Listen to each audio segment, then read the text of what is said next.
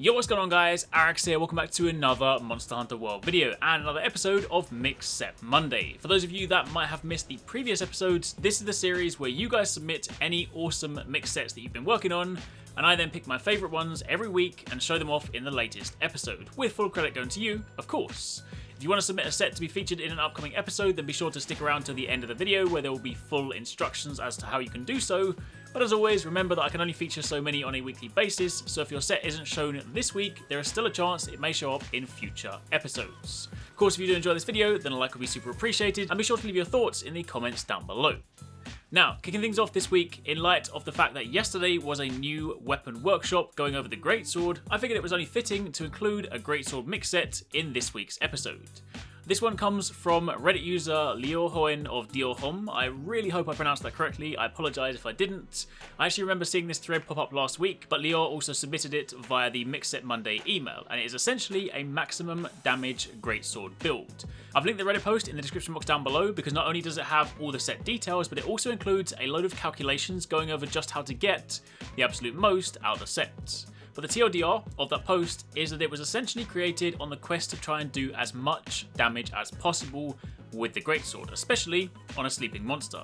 With all of this combined, and various damage buffs from things like Demon Drug, Might Pills, Attack Up Large, etc., Lior was able to pull off a true charge slash dealing 915 damage. And when you factor in that damage dealt to a sleeping monster is doubled, that is a whopping 1830 damage on a single hit. There's actually a clip that Lior submitted with the set to demonstrate that big damage hit in the training room. This one is actually 914, but regardless, were that a sleeping monster, that would then be 1828 damage. The set is comprised of the Nergigante Helm Alpha for maximum might level 2 and attack boost level 1, the Damascus Mail Beta for focus level 2, the Diablos Nero Braces for a further 1 point in focus, the Nergigante Coil Beta for 2 points in attack boost, and the Nergigante Greaves Beta for 1 more point in maximum might. The charm is the Exploiter Charm 2 for 2 points in weakness exploit, and the weapon of choice is the Jagras Hacker 3 Greatsword for its high raw damage.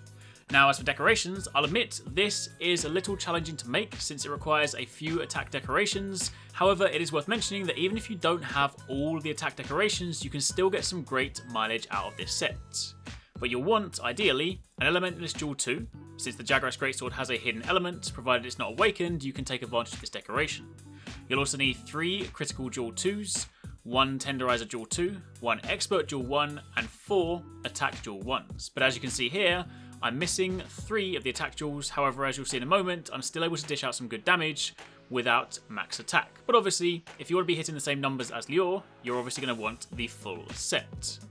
Altogether, this gives you Nergigante Hunger, given that you have 3 pieces, and while this isn't necessary, it's not a bad optional extra. You then ideally have Attack Boost level 7, as seen on the screenshot here. You'll also then have Critical Boost level 3, which increases your damage dealt by critical hits, and since you're going to be aiming for the head if you're landing that big sleep hit, you'll for sure get use out of this.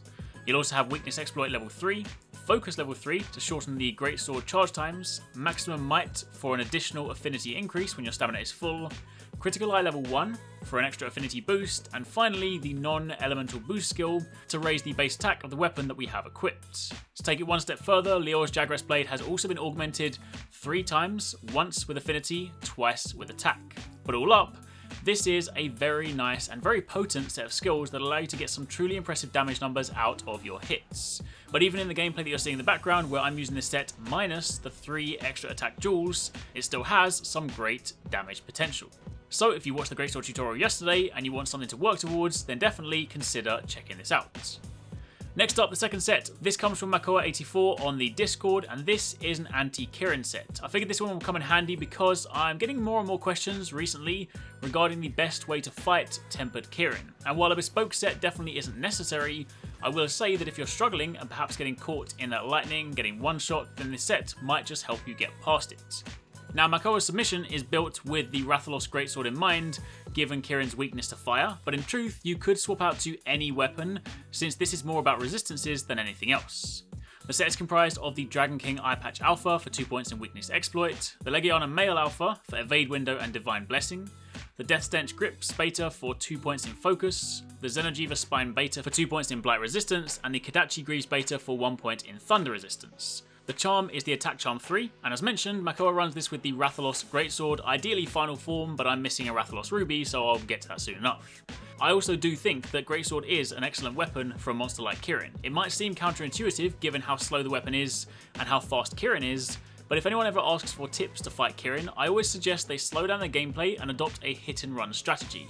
If you're dying to Kirin, chances are you're overcommitting, getting caught in combos that are too long, and you're then being punished as a result. If you instead run in, pull off a big attack on the horn, roll out, sheath your weapon and repeat, you'll find yourself avoiding most attacks. And the big damage hits will see Kirin flinch after a while, and that will then give you your opening for the big damage attacks. Sure, it takes a tad longer, and you won't be setting any speedrun times like that, but it gets the job done. So if you're struggling, consider trying this out.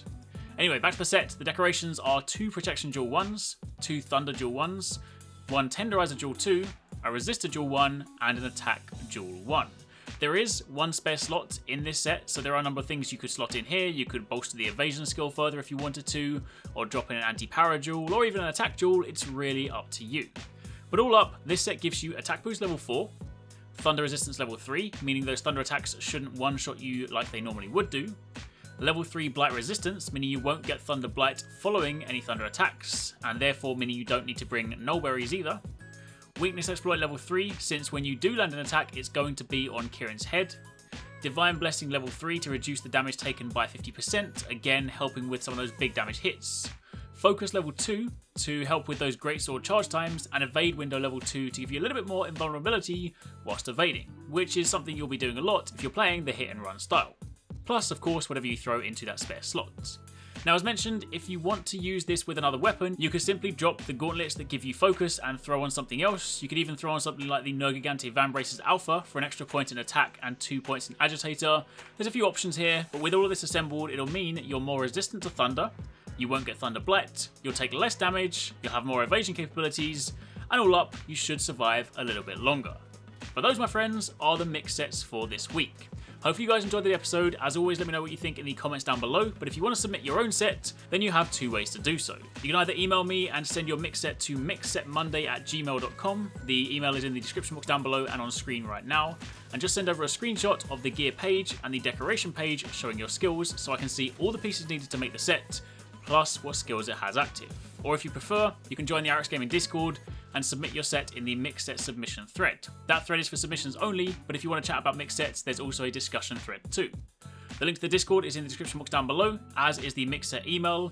If you've already submitted a set, there is no need to resubmit it, since I'm archiving all submissions so that I can revisit them for future episodes. But of course, if you have a new set, feel free to submit that too. But for the time being, that's it. There'll be a new episode next Monday, but until then, thanks for watching, take it easy, catch you next time, peace out.